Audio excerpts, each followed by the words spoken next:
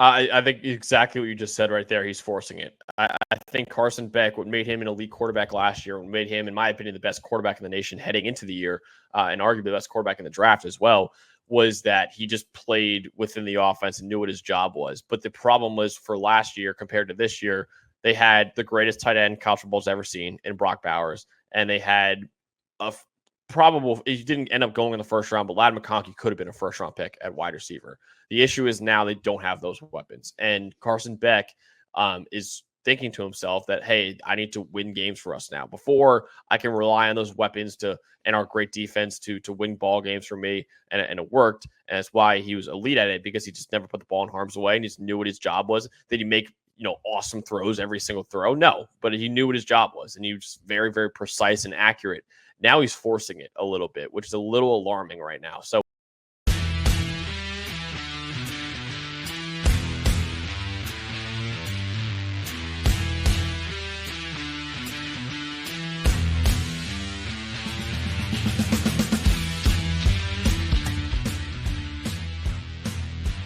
what's up, everybody, and welcome in to the Phillip Jordan Podcast. I am your host, Phillip Jordan, and studio host and producer of Doesn't Want Football on 96.9, the legend and Auburn writer for Last Word on college football. Got a show playing for you guys here today on the show on this Thursday. Later on in the show, I am going to be joined by Max Chadwick. He is a college football analyst for PFF and hosts the PFF College Football Show. I will have Max on to talk about the college football playoff rankings, the first ones. We'll also look at Georgia-Ole Miss and Alabama-LSU. Plus, we're going to have an open on some college basketball and give you some football picks here on the Phillip Jordan Podcast. You check out the Phillip Jordan Podcast on Apple Podcasts, Spotify, wherever you get your podcasts. If you're on Apple Podcasts, please follow, rate, and review. Leave a review, and I will read it on a future edition of the show. And if you leave just 4 stars, you're just a straight up hater. You can also check out the show over at Wiregrass Daily News. Check it out over on my YouTube channel, Phillip Jordan Sports. You can get at me at sports.philipjordan@gmail.com. All right, so I wanted to open the show up today. I mean, I know we're all embroiled in football season. It is that. And for people watching on YouTube and Facebook and all that, the opening and the third segment, obviously I can tell I'm in a different location. We're at Studio B for those segments. The middle segment with our guest, that was at the main studio at the compound. So just let everybody know what's going on if you're watching the show right now. But I wanted to lead with some college basketball. Obviously, we know the season got started this week, and one of the favorites in the SEC, one of the favorites in the country, I think a team that should have been ranked a whole lot higher than they are, that's the Auburn Tigers. And they had their opener on Wednesday night, defeating Vermont 94-43. And just a tremendous performance by Auburn in this one. I know a lot of people say, look, they're playing Vermont, which I'll say this about Vermont. This is a pretty solid mid-major program. This is a team that we have seen make it to the tournament and play some good basketball. So don't just look at it, from that standpoint and say, oh, well, they just blew out a bad team. No, Vermont's usually pretty good. So we can't say that about this team. Auburn came out and played great. The first half, first couple minutes, I think offensively they kind of were slow to get out and going a little bit. Kind of to be expected. I know they played some exposition games and stuff like that, but still kind of got out going slow here in the first game, but then they got rolling. They were up 46-21 at halftime. I want to talk about the defense first. It's going to be very easy to talk about what they did offensively in this game, but defensively played really well. They held Vermont to 22% shooting from 3, 26% overall, 16 turnovers in the whole game for Vermont here, 12 in the first half. Auburn's pressure really got to Vermont at times in this game, and it really gave Auburn a lot of momentum on the offense side of the ball. And Vermont had already played a game, so they were 1-0. In their opener, they only turned the ball over 5 times. So then Auburn turns them over 16 times in this one. Now, the Auburn offense, terrific in this game.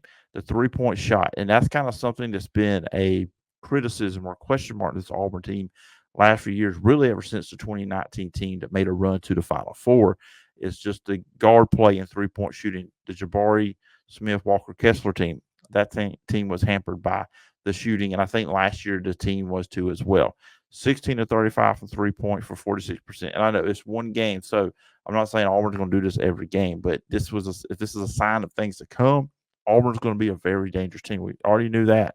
This is a team that could potentially make a run if they're able to get this production from 3-point line on a regular basis. You're probably not going to shoot 46% every single night, but just a consistent 3-point threat from this team when you add in what you have on the inside with Janai Broome, this team's going to be very, very dangerous. They shot 56% overall in the game. Again, I said like they had a slow start.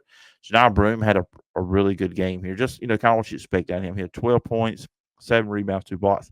Had 2 3-point shots, which, that was something he added to his game last year, and he's continued on with that development. I mean, he's one of the best players in college basketball. So he's a consistent force for this Auburn team. He has been since he's been on the plane since he transferred in. Denver Jones was really good and hit a few threes there in the second half, but 16 points, 2 for 3 from downtown. Chad Baker Mazzaro, you look at the stat line, 11 points. He was 4 of 8 shooting, 3 of 7 for 3. I think he's one of the X factors for this Auburn basketball team because if he's playing well, this team is doing well because I think he's the only player on his team like him. He just is like a Swiss Army knife. Just do whatever Auburn asks him to do. He can play defense. He can score around the basket. He can shoot from the perimeter. Just so many different things Chad Baker Mazzaro can do. I think Furman transfer JP Pergese played well, 3 for 3, 2 for 2 from the foul line. He wasn't too flashy, but he played well, and that's what they need at those guard positions. Now off the bench, Chaney Johnson, he's another player that could be an X factor because without Jalen Williams there anymore, who's going to fill that role? I'm not saying he's going to be that player, but still they need to fill in that production somewhere. He had 13 points, 9 rebounds in the game, so played really well there, helping out, and he'll be key to giving Janai Broome time to rest and catch his breath, and so he won't have to be out there too many minutes throughout a game. Miles Kelly, the Georgia Tech transfer coming in off the bench, 21 points. He was 7 of 9 for 3. He had a flurry of threes there at one point in the second half, and just went a couple of heat checks there with some deep stuff, but he was on top of his game throughout, especially there in the second half, as Auburn already was up big at halftime, but it went on a 35-4 run to start the second half. Now, Auburn now will go play Houston this Saturday, number 4 ranked Houston. So it's a big test for Auburn to kind of see where you're at. Again, you're not winning a championship in November in college basketball, but what you are doing is you're preparing yourself for conference play coming in January and then tournament time in March, which that's where Auburn wants to be. I mean, Auburn wants to win the SEC. I know how Bruce Pearl, he will put an emphasis on the SEC basketball tournament as he always does. So this will be a team that is going to want to use this non-conference schedule to really get them ready for, like I said, SEC play, and then also when they jump into the tournament time in March, SEC tournament, and then the NCAA tournament. It'd be a big disappointment if this team is not there. Just looking at some matchups they got coming up. Of course, they got Houston this week, and then later on in the month, on the 25th of November, they will play Iowa State. That will kick off for Auburn, the Maui Invitational. Then looking in December, they have a matchup with Duke on December 4th. That would be cool. Auburn going to Duke. Right now, Duke's ranked number 7 in the country. Then they'll play Ohio State on the 14th of December. You have a game with Purdue on the 21st of December. So a lot of big matchups for Auburn in non-conference play. And they will open up conference play in early January on January 4th when they host Missouri. Their first big SEC game will be the Texas one. That will come up on the 7th of January. And it just, so as I'm saying, just we're all Auburn here and just open on SEC basketball. Also, Arkansas, they've got a win on Wednesday night in the beginning of the John Calipari era there in Arkansas, beating Lipscomb 76-60. Boogie Flan had 17 points for Arkansas, leading the way.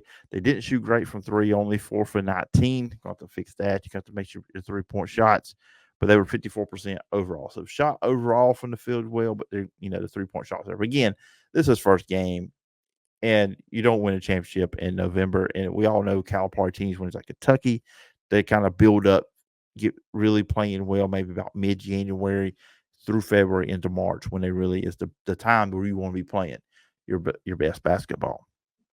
And so, just kind of keep an eye on that. We have some big matchups in college basketball coming up this weekend that I'm really excited about. So we are going to talk college basketball here on this show. It's one of the things I'm passionate about. I love the sport. I think it's a better brand of basketball than the NBA. I won't shy from that. NBA players, great athletes, but I just think the college game is a little bit better. We got a good one on Friday night. Number 9, North Carolina will play number 1, Kansas. You can check that out 6 o'clock on ESPN2. Of course, on Saturday, as I mentioned, Auburn will play Houston. You have Baylor playing Arkansas. Baylor got beat pretty badly against Gonzaga to open up the season earlier on in the week. 101-63 to Gonzaga lost that, beat Baylor in that one. So that game was not close. So Baylor's going to look to rebound again playing Arkansas in that matchup. And then Sunday, not really much there for Sunday. And then jumping into Monday, got some decent match. Alabama will play McNeese on Monday night. So interesting stuff over the weekend. I'm sure I will touch on next week's pod. All right, we're going to take a quick little 30-second break, and then when we come back, I'll be joined with Max Chadwick, college football PFF analyst, right here on the Phillip Jordan Podcast. Want to win tickets to this year's Iron Bowl? Enter now for a chance to score a pair of tickets to the Iron Bowl between Auburn and Alabama. Will Auburn salvage their season? Will Kalen DeBoer start 1-0 in the legendary rivalry? Don't miss a chance to see this legendary showdown. Head over to 955wtby.com, 969thelegend.com, or 1067kmx.com to find out how to enter the contest. Now, back to the show. This is Jerry Coleman, play-by-play voice of the Dothan High Wolves on 96.9 The Legend, and you're tuned into the Phillip Jordan Podcast. Everybody joining me on the show today. First time guest here on the show. Very excited about this conversation and about this guest coming up. Max Chadwick. You can check him out over at PFF, where he's a college football analyst, and you can check him out on the PFF college football show over at Pro Football Focus. And Max, appreciate you coming on. Yeah, thanks for having me on, Phillip. Yeah, I've been, like I said, been looking forward to this. Oh, there's plenty to talk about. It's always exciting, that first college football playoff rankings. New exercise this year with the 12 teams, and that made it really intriguing, especially the way ESPN just was random, just all over the place with how they ordered it, how they released it. But your just initial thoughts? Did anything catch you off guard with the rankings?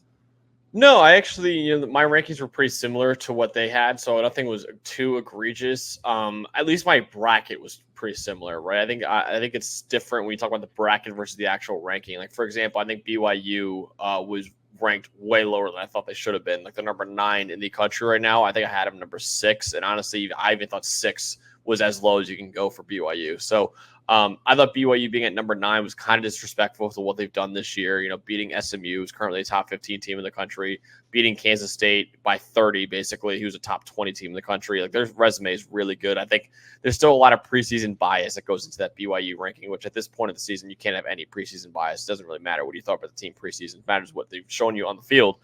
So I think that was a weird one. And then otherwise, I didn't really have too many gripes with it, honestly. I know a lot of people are like, oh, these rankings don't matter. They don't matter to the end of the season. They do actually matter. These are the rankings that you see just what they feel about these schools. Mm-hmm. And that's why a school like BYU, who's at number 9 right now, it's a little alarming where it's like, okay, if they lose a game, like, do they just drop out completely because the playoff committee is already not that big fan of them? So that's a little worrisome for like a BYU fan, is saying, hey, we need to go perfect or else we might be left out of the college football playoff, which probably shouldn't happen when you really look at what they've done this season resume-wise. So, it's kind of a good indicator of how they feel about teams. Obviously, we still have, 4 or 5 weeks left before the final rankings are revealed, but it's still a pretty interesting indicator of what they feel about these teams going into Week 11.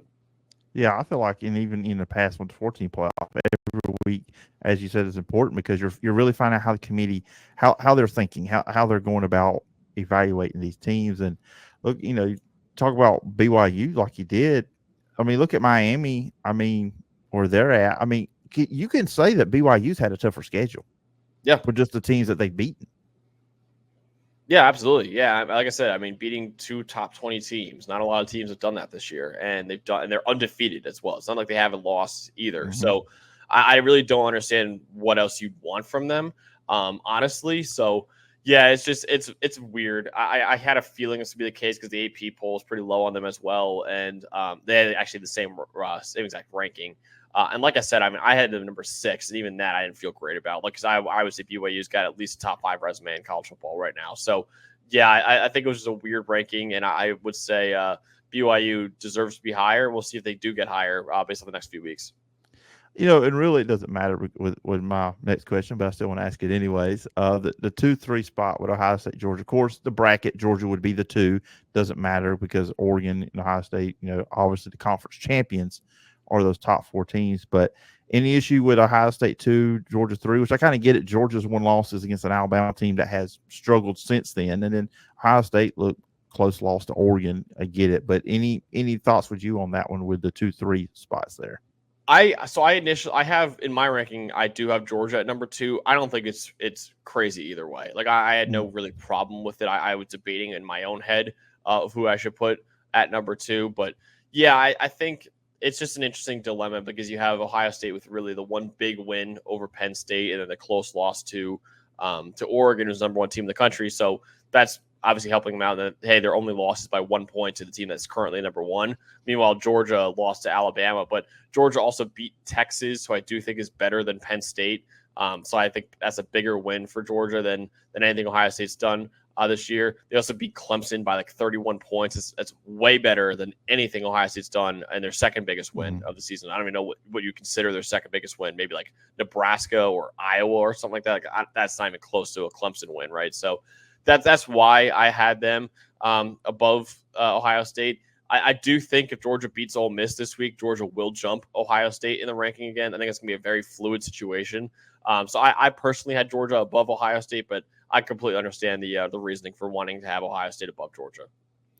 All right, of course, I am in the state of Alabama. So Alabama comes in at number 11. The only 2-loss team in these rankings. Just your thoughts on the place that they put Alabama at.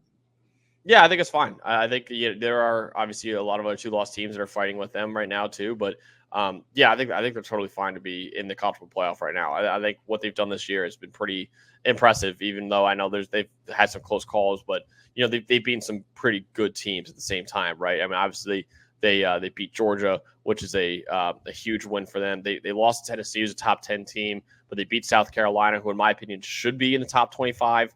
Missouri is currently in the top 25. They killed them as well. They beat Vanderbilt, who's very close to being in the top 25. Honestly, I'm sure if the playoff committee came out with number 26 in their ranking, it probably would have been Vanderbilt, honestly, or South Carolina. So Alabama's beaten both of them. So, yeah, it's a big one this week, though. I don't really think the rankings for Alabama, really, they should be paying too much attention to it, honestly, because really, if you lose this week against LSU, you're out. There's no way. I just do not think Alabama's getting into the playoff with 3 losses, especially looking at the rest of the season. They played Mercer, then Oklahoma, then Auburn. So it's tough to see that those 3 wins are going to move them back into the playoff race at 9-3. I don't know if we get any 9-3 teams this year, honestly. And I doubt Alabama will be able to. So I think that this is kind of a playoff elimination game this week with Alabama and LSU. I think that the loser of that game is most likely not making the college football playoff, while the winner of that game probably is making the college football playoff, honestly. Yeah, you're right on South Carolina. I mean, they got blown out by Ole Miss. I mean, but there are other losses. The Alabama loss. I mean, they made some mistakes down the stretch in that game that they could have won that one. And there were some officiating things going on with LSU. I mean, South Carolina is very close to being, and we saw it against Texas A&M in the second half this past week. South Carolina is very close to being like a 1-loss team. We'll be talking about them in the college football playoff rankings. Absolutely. Yeah. I had South Carolina 22 in my personal top 25. So, yeah, I thought they should have been ranked. I think they have the best resume pretty easily of any 3-loss team in college football. Now, am I saying they have a shot at making the playoff? No, I don't think they're making the college football playoff, but I think what they've done this year is pretty impressive, honestly. So, yeah, like you mentioned, I mean, they got blown out by by Ole Miss, which is their bad loss, obviously, but they only lost by 2 to Alabama. They won convincingly over Texas A&M as well. So, yeah, I think that South Carolina, what they've done this year has been pretty impressive. Obviously, only losing by 3 to LSU, and again, it really could have won as well. So, yeah, I think South Carolina, what they've done has been impressive, and I think if South Carolina beats Vanderbilt this week, honestly, the winner of that game, because both of them are unranked right now, the winner of that South Carolina-Vanderbilt game is most likely going to be in the top 25 next week. And who would have predicted that going into the season that a South Carolina Vanderbilt game would be one of the best games in the SEC this year? Because I think a lot of people would have looked at that matchup because I didn't think South Carolina was going to be that good coming in. And of course, Vanderbilt's Vandy. I mean, we just automatically put them in last place in SEC.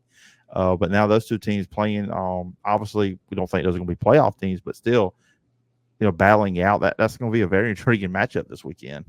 Yeah, and honestly, you say that they're not going to be playoff teams. And I agree with you. Neither of them are. But if Vanderbilt wins, they have 3 losses already. And I know I said that I doubt a 3-loss team will make it. But Vanderbilt's an interesting one because they got South Carolina this week. They're at LSU the week after that, and they host Tennessee the week after that.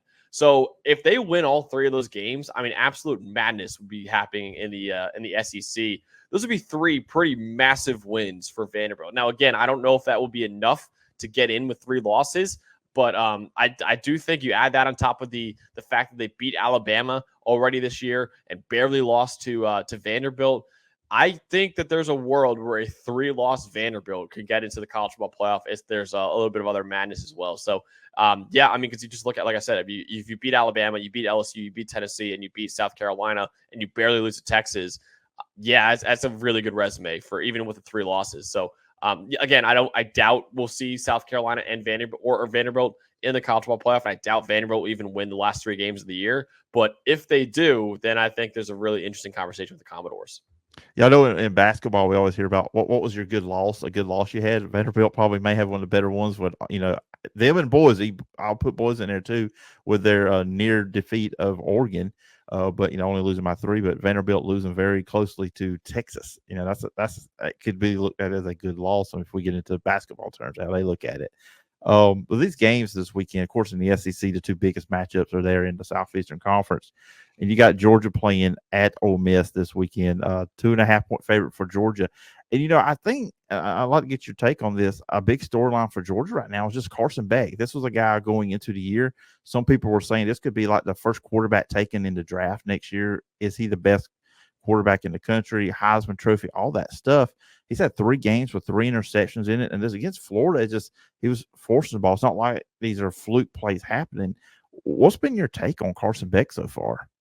I think exactly what you just said right there. He's forcing it. I think Carson Beck, what made him an elite quarterback last year, what made him, in my opinion, the best quarterback in the nation heading into the year, and arguably the best quarterback in the draft as well, was that he just played within the offense and knew what his job was. But the problem was for last year compared to this year, they had the greatest tight end college football's ever seen in Brock Bowers, and they had he didn't end up going in the first round, but Ladd McConkey could have been a first-round pick at wide receiver. The issue is now they don't have those weapons. And Carson Beck is thinking to himself that, hey, I need to win games for us now. Before, I can rely on those weapons and our great defense to win ball games for me, and it worked. And that's why he was elite at it, because he just never put the ball in harm's way and he just knew what his job was. Did he make awesome throws every single throw? No, but he knew what his job was, and he was very, very precise and accurate. Now he's forcing it a little bit, which is a little alarming right now. So I think exactly what you just said right there. He's forcing it. I think Carson Beck, what made him an elite quarterback last year, what made him, in my opinion, the best quarterback in the nation heading into the year, and arguably the best quarterback in the draft as well, was that he just played within the offense and knew what his job was. But the problem was for last year compared to this year, they had the greatest tight end college football's ever seen in Brock Bowers, and they had he didn't end up going in the first round, but Ladd McConkey could have been a first-round pick at wide receiver. The issue is now they don't have those weapons, and Carson Beck is thinking to himself that, hey, I need to win games for us now. Before, I can rely on those weapons and our great defense to win ball games for me, and it worked. And that's why he was elite at it, because he just never put the ball in harm's way and he just knew what his job was. Did he make awesome throws every single throw? No, but he knew what his job was, and he was just very, very precise and accurate. Now he's forcing it a little bit, which is a little alarming right now. So I think, like we just said right there, I mean, that's kind of what's going on, because they just don't have the weapons this year to be able to rely on them. Last year, Carson Beck didn't need to be a superstar. Now, he was a superstar because of just how well he did within the offense, but really the superstars of the offense were Brock Bowers and Ladd McConkey. This year, they don't have those guys, and you can see Carson Beck struggle because of it. I mean, look at Bowers and McConkey now. Bowers is already a top 2 tight end in the NFL already in his rookie year. Ladd McConkey's doing really well for the Chargers as well. So they show that they are very, very good football players, and Carson Beck is sorely missing them right now. Yeah, those were safety valves. I mean, those were guys you could go to when things were getting bad. Just, hey, let's go look for McConkey, let's go look for Bowers, and I feel like Trevor Etienne is a difference maker for them. But when he's on the field, I mean, that's kind of been a thing for him.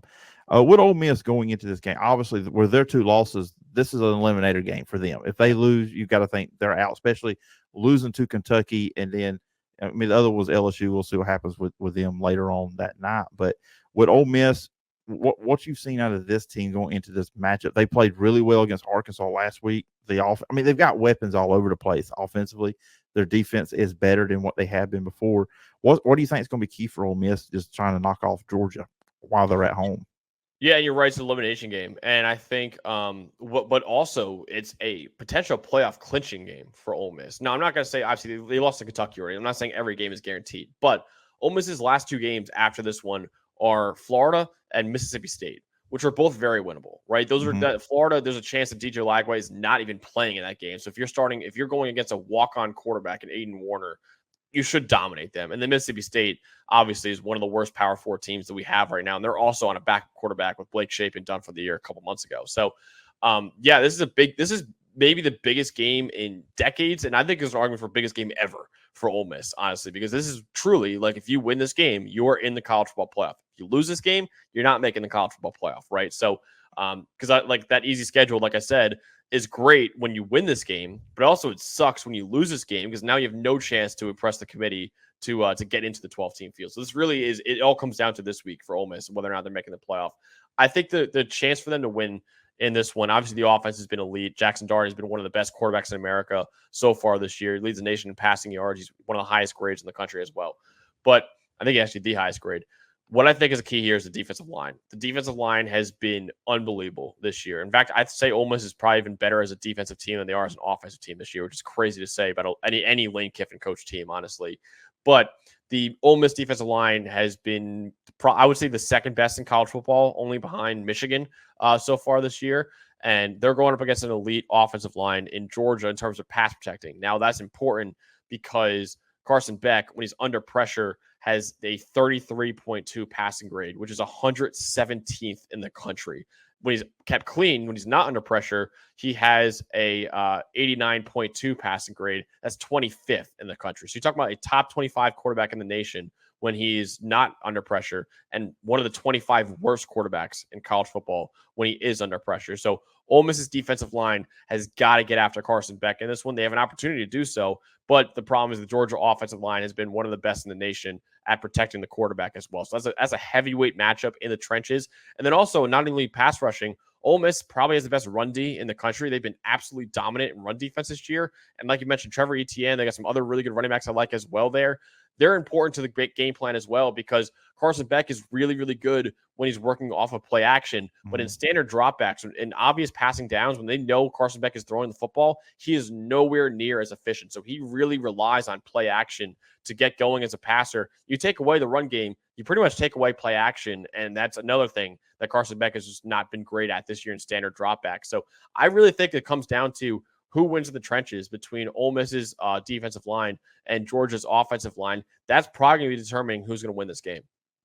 And I look back at the Ole Miss LSU game. LSU got after Jackson Dart in that game. So, and that was a big part of that. I mean, I feel like Ole Miss should have won that game, but LSU found a way, as they do. Baton Rouge is just a different place.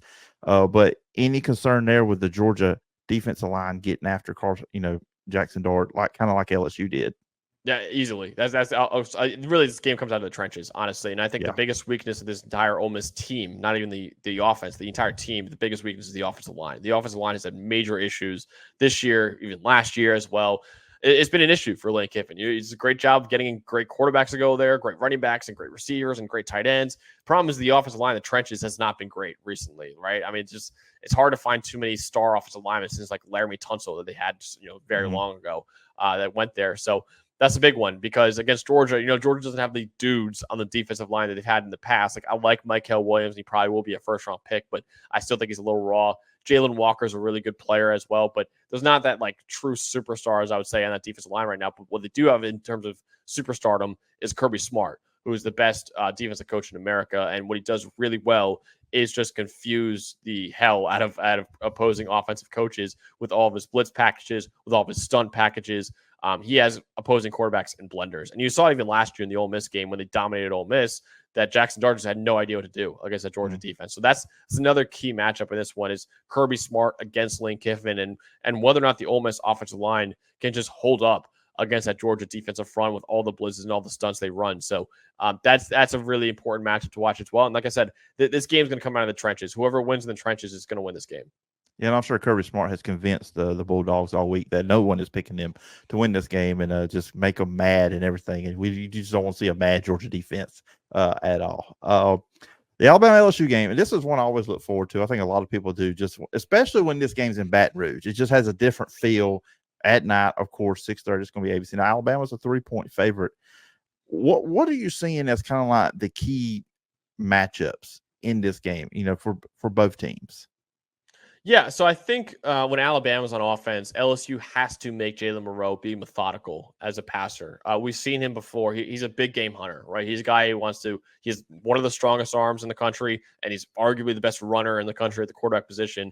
He wants to take advantage of that. He wants to throw deep, and he wants to take off with his legs. He leads all Power 4 quarterbacks with 12 rushing touchdowns this year. He has a 90.6 passing grade on 10-plus yard throws, but on throws that are under 10 yards, he has a 67.9 passing grade, which is well below average in college football. So he's not a very methodical quarterback. Now, there's one game, that Georgia game there where he's very patient and he took the shots when they were there. But other than that, I mean, he's been struggling when you force him to be methodical. I mean, look back at the South Carolina game. He had a lot of issues there. Look at the Tennessee game. He had a lot of issues there as well because they took away the deep ball and they took away his rushing ability. And they said, go beat us in the short and intermediate game. And he couldn't do it, honestly. So if I'm LSU, that's what you want to do. But the problem with that, LSU has been very, very prone to giving up big plays to quarterbacks, both through the air and on the ground. Lenore Sellers, got hurt in this third quarter in that game against LSU. He had 107 rushing yards against them by the third quarter, pretty much. So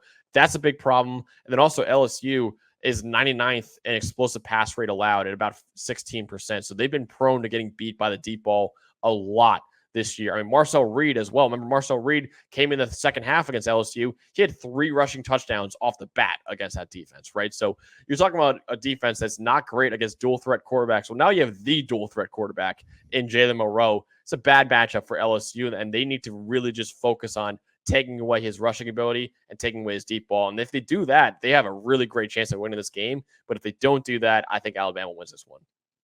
With LSU, I mean, the passing game we know is there. I mean, we know against A&M, Nussmeier kind of had a little bit of meltdown, 3 interceptions there in the second half. But LSU struggles to run the ball, and Alabama's really good up front. And I do think, just watching Alabama this year, their secondary hit is a weakness of that defense, just because it seems like the concern everybody had going to the year, the lack of experience, all the players that left from last year's team in the secondary. LSU should exploit that, but you look at the run game that they have struggled running the ball this year. They have, and I think that's a really big key as well. Is like, can they have any balance offensively? Because they put so much on Garrett Nussmeier's plate, and they say, "Go win ball games for us." And he's been, to his credit, he's been able to do it. But they need their offensive line to block better. They need their rushing game to be better. It's not great right now. I mean, right now they are 104th in the country in rushing grade, and they're 82nd in run blocking grade. It has not been a good ground game at all for them.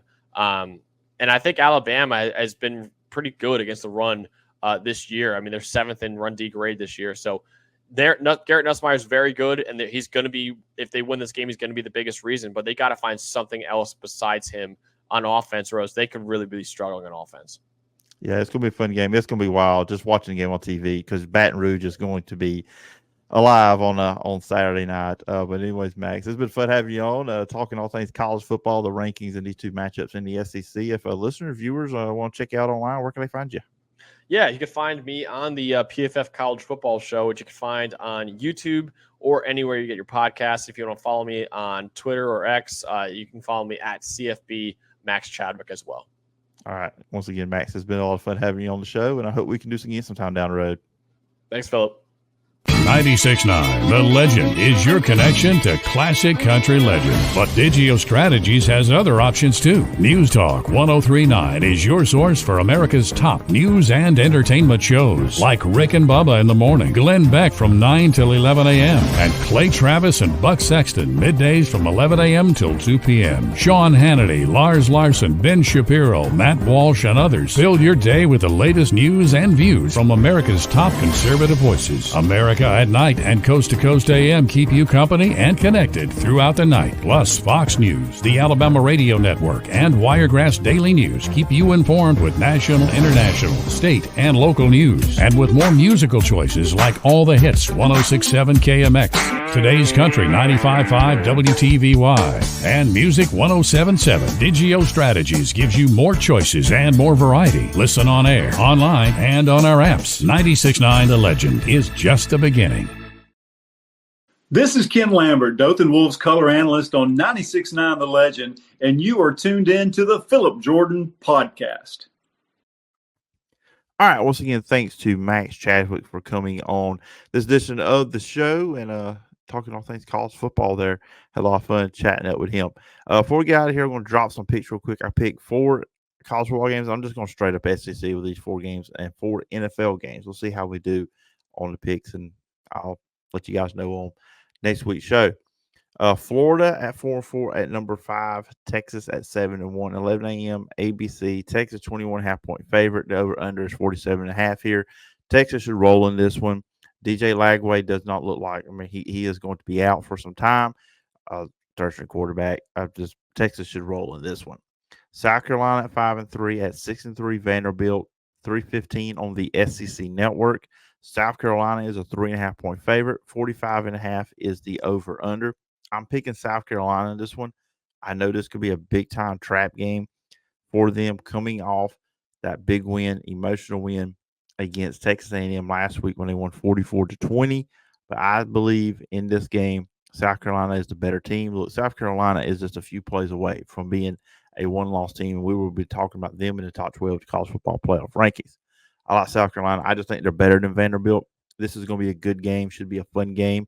One of the more underrated games of the day just because, hey, it's going to be going up against the game I'm going to talk about next. So probably a lot of people won't be checking it out if you're not a fan of these two teams, but should be a fun football game. Now, number 3, Georgia, 7-1 at number 16, Ole Miss, 7-2, 2:30 ABC. The over-under, and this one is a 54.5 points. Georgia is favored by 2.5 points. Look, this is why, if you're Lane Kiffin, you've been talking about this. This is the game for Ole Miss. You heard Max talk about it there. The biggest game, perhaps, for Ole Miss because, like you said, you win this game, you should win your remaining 2 games rest of the way, and you're a playoff team. You lose this game, you're out. So it's a big game for them. Georgia, you can lose this game and still get in if you win out. I mean, you've got the Texas win. You've got other good wins on your resume. And you got some Tennessee coming up. So you beat Tennessee. Even if you lose this game, you should be fine if you're Georgia. I don't think Ole Miss is going to do it.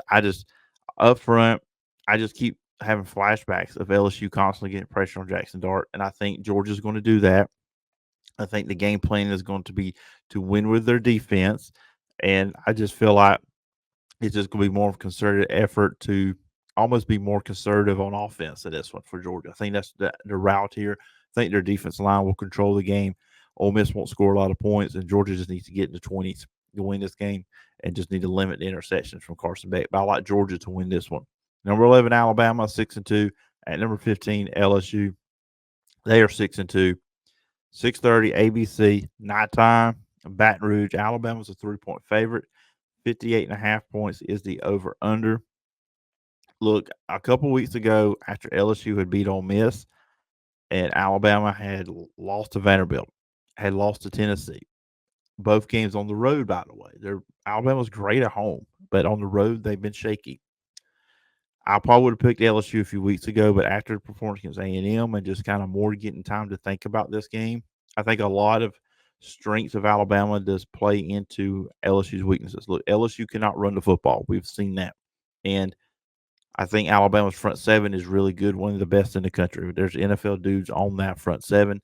They're going to limit any attempt LSU has at running the ball, and LSU is going to be one-dimensional. Now, Alabama's pass defense has not been great, but at the same time, I think these guys can get after Garrett Nussmeier and cause some problems. And then on the flip side, LSU can get pressure on the quarterback. As I just mentioned, they did that against Jackson Dart against Ole Miss a few weeks ago. But LSU does give up a lot of big plays, especially down the field. I think Ryan Williams, Jeremy Bernard, those receivers for Alabama are going to have a big day. And I just want to see if LSU knows how to stop a quarterback that can run. And as Max said, this is kind of like the ultimate running quarterback. You're going against Jalen Milroe. I think Milroe and the receivers have a big day. LSU can't run the ball. This game's coming down to the fourth quarter, though. It's going to be a tight one. Maybe come down who has the ball last. But I'm going to go with Alabama to win the game. Now, in the NFL, Thursday night, have the Bengals and the Ravens. The Bengals are 4-5. The Ravens are 6-3. Set 15. This game will be on Prime. So go out there and get Amazon Prime if you want to watch this game. Baltimore's a 3.5-point favorite in this one. I think the Bengals are going to win it, though. They need this win. And the Ravens are great offensively, but their defense is lacking. We're going to see a lot of points on Thursday night. That's just kind of how I feel about this one. But I'm going to go with the Bengals to win a close one. Should be a lot of fun, though. Then on Sunday, it's 3 matchups. The 6-2 Steelers at the 7-2 Commanders. At 12 o'clock, CBS Washington is a 3-point favorite in this one. I am going to go with the Steelers to win this game defensively. I think they're going to cause some problem for Jaden Daniels. And they're playing well. Russell Wilson's playing well. And, we saw the Steelers very active this week with the trade deadline. I like the Steelers in this one. 49ers at the Buccaneers. The 4-4 49ers are 4-5 Buccaneers. Both teams need a win here. 12 o'clock on Fox. The 49ers are 6.5-point favorites. Just the Buccaneers limited with the injuries at receiver. This is the 49ers we're talking about. I think the 49ers just kind of riding some things. They're just kind of hanging on. And as this year progresses, as the season progresses, the team's going to get healthy and healthier, and they're going to be dangerous in the playoffs. I like the 49ers to win. And then on Sunday Night Football, 7-1 Detroit Lions at the 6-3 Texans. 7:20 NBC. The Lions are 3.5-point favorites. Lions are just playing really good football right now. And the Texans, I know I watch them sometimes. The offensive line has not played well. I mean, Stroud's getting hit a lot. I think the Lions win. They're just clicking right now. And it's indoors. And that just favors the Lions. So give me the Lions in that one. And that's going to do it for this edition of the Phillip Jordan Podcast. Hope you enjoyed. I hope you enjoyed my conversation with Max Chadwick. That was a lot of fun chatting up with him about the rankings and then talking about those 2 big games, Georgia-Ole Miss and Alabama-LSU. I'll be back sometime next week. May do an early week pod, just kind of recap some things and then do a big guest episode later on in the week next week. Remember, you can check out the final episode of the Jed Kennedy Coaches Show on 96.9 The Legend on Thursday night. And if you miss it, you can check it out on the podcast at Dothan High School Football. And also, you can follow me on social media at PJordanSEC. This podcast is available on Apple Podcasts, Spotify, wherever you get your podcasts. Check me out on YouTube and also over at Wiregrass Daily News. Hope everybody has a great weekend. Hope everybody enjoys the football as well. We have some really big games, and we're in the stretch run in college football last month's season. We're in the second half of the NFL season. High school football's in the playoffs. So we got a lot of stuff going on in the world of football right now. So a lot to digest and check out. But anyways, hope everybody has a great weekend. Till next time. Bye-bye.